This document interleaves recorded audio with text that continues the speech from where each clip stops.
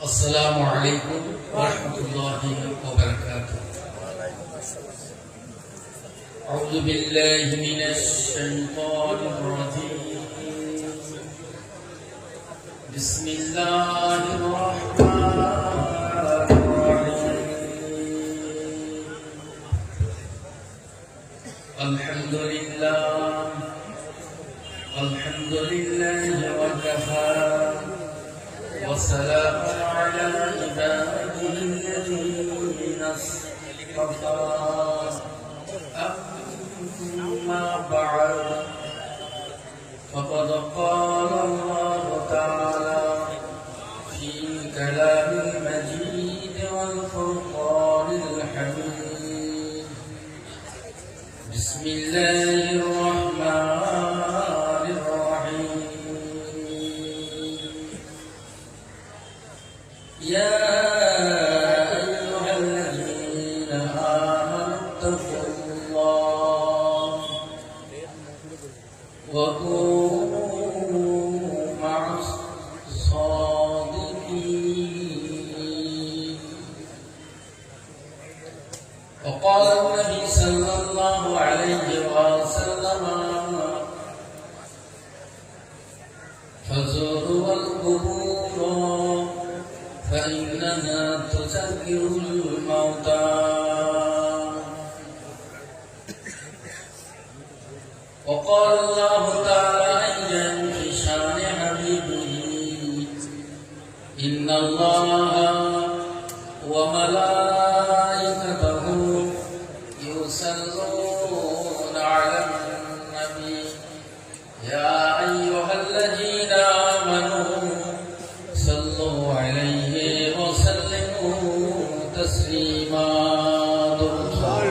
اللهم صل وسلم وبارك رحمة للعالمين شفيعنا سيدنا مولانا نبينا محمد وعلى آله وصحبه وأولاده وذريته وزوجه وصحبه وأوليائه أمته أجمعين. كما صليت وسلمت وباركت ورحمت على سيدنا إبراهيم وعلى آل سيدنا إبراهيم إنك حميد مجيد. উপস্থিত হাজিরানে মজলিস, মুআজ্জাজ মুহাতারাম, উলামায়ে হযরত, মুরব্বিয়ানে জান, আজকে যে পবিত্র সেকুল মজলিসের নবম দিবস, যে আল্লাহ রাব্বুল ইজ্জত আমাদেরকে একত্রিত করেছেন, মহান রব্বুল আলামিনের দরবারে শুকরিয়া পেশ করি। সকলে আমরা একই বাক্যে বলি আলহামদুলিল্লাহ। যে আজকে এই জিয়ারতের মজলিসে দিক থেকে দিগন্তে সারা বিশ্বের মানুষ ছড়িয়ে ছুটে এসেছেন, উদ্দেশ্য কি? একমাত্র আল্লাহকে রাজি করানো, আল্লাহকে খুশি করা, আল্লাহ পাওয়ার উদ্দেশ্যে। সুবহানাল্লাহ। আমাদের মেন উদ্দেশ্য হলো একটাই, মকসুদ হলো আল্লাহ পাওয়া, রাসূল পাওয়া। আজ এই আল্লাহ রাব্বুল ইজ্জত রব্বুল আলামিন কোরআনে কারীমে জানালেন, ইয়া আইয়ুহাল্লাযীনা আমানু তাকুল্লাহ, হে ঈমানওয়ালা তোমরা কি করো? আল্লাহকে ডরো, আল্লাহকে ভয় করো। ওয়াকুনু মা'আস সাদিকিন, আর তোমরা সত্যবাদীর সঙ্গী হয়ে যাও। সত্যবাদী কারা? নবী, সিদ্দিকীন, শুহাদা, সালেহীন, বর্তমান নেককার আল্লাহওয়ালা, আল্লাহর আশিক, আল্লাহর ওলিগণ নাই, তার সোহবতে বসো, তার মজলিসে বসো, মুস্তাজাব দাওয়া। আমাদের দোয়া কবুল হতে পারে, না হতে পারে, 50-50। আর ওই আল্লাহর মজলিসে যদি বসে যায়, তার দোয়ার ওসিলা করে আল্লাহ আমাদের জীবনের গুনাহ মাফ করে দিতে পারে। এই উদ্দেশ্যে আমরা এসেছি কামেল করি আল্লাহ দরবারে, অন্য কোনো উদ্দেশ্যে এখানে নেই। দুনিয়া চায় আল্লাহকে খুশি করা, আর খোদা চায় তার হাবিবকে খুশি করা, তার রসুলকে, নবী মুস্তফাকে ভালোবাসতে হবে, নবী প্রেম আঁকড়ে ধরতে হবে।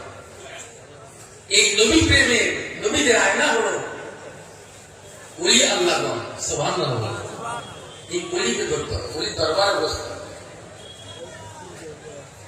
ওলিকে চিনলে আলীকে চিনবে, আলীকে চিনলে নবীকে চিনবে, নবীকে চিনলে খোদ আল্লাহকে চিনে যাবে, আল্লাহকে চিনলে সারা দুনিয়া চিনে যাবে। জোরে বলুন সুবহানাল্লাহ। এই জন্য আজ আমরা এসেছি এখানে। বক্তৃতা সে সময় নেই, মসজিদে শুধু হুকুম হয়েছে তাই নাই। যদি মান যারা আলিমা ফাকান্নামা যারানি, মান সাফাহা আলিমা ফাকান্নামা সাফানি, ওয়া মান জালাসা আলিমা ফাকান্নামা জালাসানি, ওয়া মান জালাসানি আনা মাই ফিল জান্নাহ। সুবহানাল্লাহ। আল্লাহ রাসূল বলেছেন সে সময় আমাদের নেই, কিন্তু আলেমে হাক্কানির সঙ্গে একটু সাক্ষাৎ করো, দেখা করো, যাও তার মজলিসে গিয়ে বসো। ইযা রু যুকারাল্লাহ, এক আশিক আল্লাহ আশিককে চিনলে দেখলে আল্লাহর কথা মনে পড়ে যাবে। এই আল্লাহর স্মরণ করার জন্য মুর্শিদ আমাদেরকে ডাক দিয়েছে, বাবা এই একটা বছর তোমরা কি করেছো? গুনাহ করেছো? এসো এই মসজিদের দরবারে এসো, মসজিদের দরবারে এসে তুমি প্রায়শ্চিত্ত মিটাও, তোমার গুনাহ মিটাও, তওবা করো, খালেস দে। আল্লাহ পাক ওই আল্লাহর মাধ্যমে দিয়ে তোমার জীবনের গুনাহ আল্লাহ মাফ করে দিতে পারে। এই জন্য সাহাবীগণরা আল্লাহ রাসূলের দরবারে আসে।